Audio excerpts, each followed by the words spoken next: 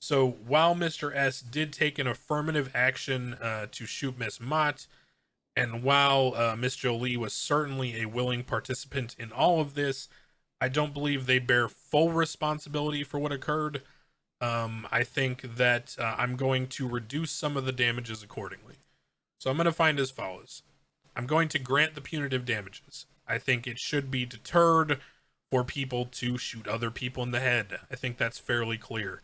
I think in terms of that, they bear full responsibility, right? I'm just going to say that flat out.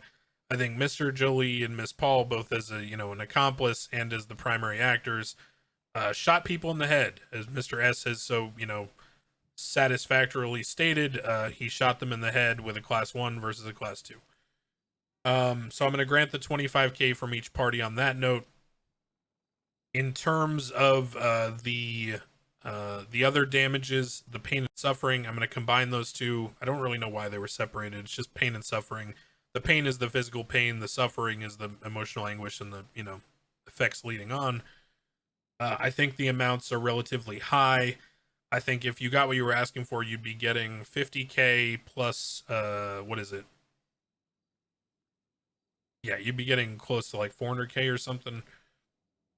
I'm thinking that it should be reduced. So I'm combining the two. I'm calling them 75K total, and then I'm reducing that by the involvement.